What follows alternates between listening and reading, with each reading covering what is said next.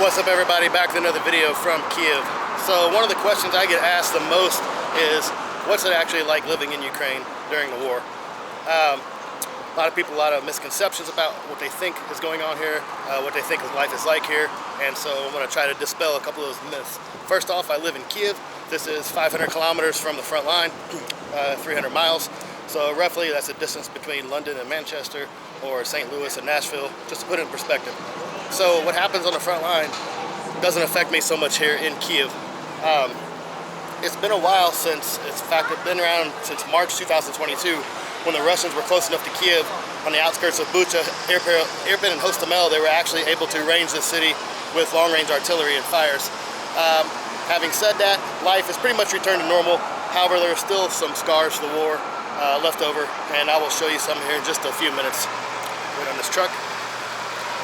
So, like I said, so I'm 300 miles, 500 kilometers away from the front line, so I cannot tell you what it's like to live in the villages close to the front line.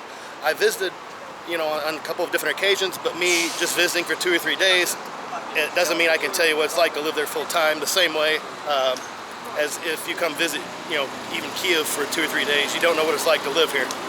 I had a pretty extensive background in Ukraine before I moved here, professionally and academically. Thought I knew everything, and then I had visited the country probably eight or 9 times. And then once I moved here, I realized I really didn't know anything about the country itself. So I'm up here by the Lukyanivka metro, and I'm going to turn around here and show you a couple things. As I said before, I'm up here next to Lukyanivka metro, which is right over here.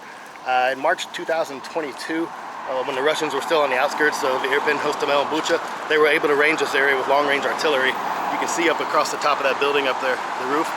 Damage is still there. It had blown out a lot of the windows in the big glass building. Most I see are replaced now. It blew out a bunch of these windows all down through here, destroyed all these stores. They've all been rebuilt since. So you can say, life is kind of getting back to normal, especially here in Kyiv. Kyiv has the luxury of having quite a bit of air defense here compared to the rest of the country, just because of the assets they have here, national assets.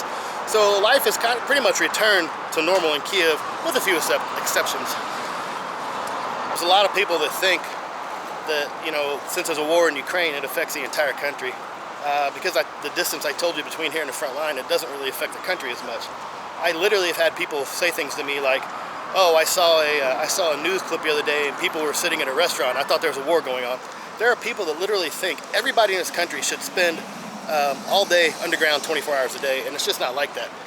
So when the war first kicked off, I left about 5 days before, and people spent about the first 6 weeks underground. I was still in contact with a bunch of my friends and colleagues here. They were in the shelters. They were down underground. Around the middle of April 2022, that changed. From 7 April, I was in Poland. I was volunteering at one of the refugee centers. I was going to Medica, the border crossing, twice a week. I was helping walk foreign fighters across to do their interviews to join the Legion. And I was staying in a hotel. And around the 15th of April, people started coming back under the ground. Stores started up from under the ground, out of the shelters.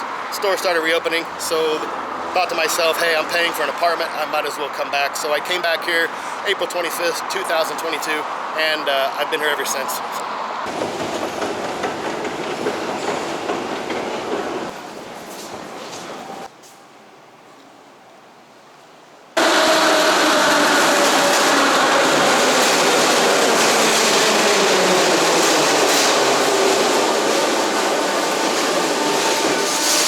Metro from Lukyanivka over to Golden Gate Cathedral. So, sorry, not Golden Gate Cathedral, Golden Gate Metro. So, Zoloty Vrota. Pretty nice metro station, huh? Eat your heart out, Tucker Crossing. They're all tiny inlaid mosaics all the way up, even the arches here. And then up over the main doorway here as well. The metro at Golden Gate, and you are right here by the replica of the original Golden Gate. So, as you can see, just kind of out here on the street. People are out, people are about. It's a nice sunny day, and life, like I said, has pretty much returned to normal here. So although life in Kyiv is returning to a semblance of normal, as you've seen in some of my other videos, we do have air raid alarms and things like that go off, and that kind of stops everything. Things have gotten better even with that, because they've introduced the air raid alarm app, and then now you can switch over to different apps and look and see what the alarm actually was. Before the air raid alarm app came out, the sirens would go off, everybody would immediately go into shelters. I mean, the stores would close, the banks would close, grocery stores would close. You'd have to stop what you were doing and go straight to the shelters. Now when the alarm goes off on your app, you switch over to a different app and it tells you why the alarm went off. So sometimes like MiG-31 takes off over the Black Sea. Well, MiG-31s carry ballistic missiles and they can range the entire country, so it automatically puts an area raid alert over the whole country. But that doesn't necessarily mean you're in immediate danger. The apps will tell you missiles are launched, you know, drones are in the air, anything like that, what areas they're going to, and things like that as well. So like I said, things are returned to normal, but because some of the advances in the early warning systems and technologies, they've helped that out. The stories I've been seeing in the news lately is the media is saying that Putin is taunting the West by displaying captured and/or destroyed Western equipment in Russia, in Moscow. Well, that's kind of funny because all this shit's been here for 2 years. So just goes to show you, it's typical Russia.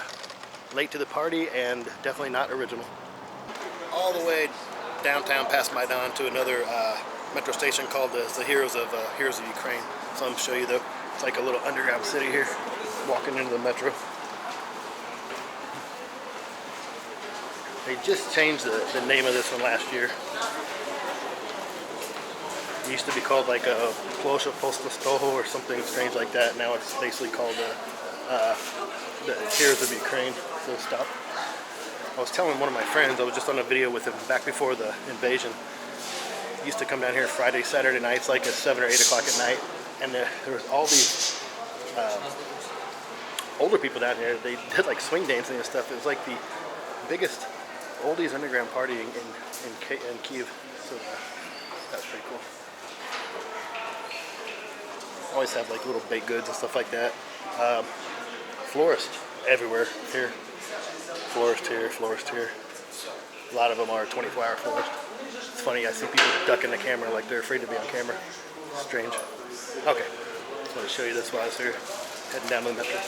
Back down in Podil district, and one thing I'm noticing is, turn around here and show you, all the restaurants and cafes and stuff are starting to put up their summer stuff. They put all this stuff inside during the winter, take it all down, but they're starting to put it back up. Sorry, construction away or else you can see. So that's a sign that the city is coming out of winter hibernation. Okay, it's getting a little later today, so I'll probably go ahead and wrap this up.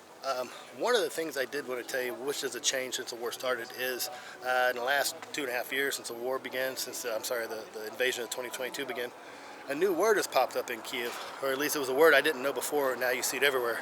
I'll show you right here. Ukrytya. That means shelter. So those have popped up all over the city. There are literally thousands of these shelters. So when the air raid sirens go off, people go down the shelters. Like I said, you can actually have an app with the maps on them, so people need to be cognizant of knowing where they are. Because right here it says Ukrytya, so to the shelter this way. I'm fortunate enough to live in a big building. I've got 3 stories underground in a garage, so I can just take an elevator and go down. But like I said, that's just kind of one of the new things since the war began. Like I said earlier, they have the air raid siren app. Those go off. Head to the nearest shelter. So, like I said, don't be fooled by this video and think that everything's 100% back to normal. People are trying to get back to their lives. Businesses are reopened. Going into summer, people want to come out in winter, have a good time. But as soon as those air raid sirens go off, all that changes in an instant.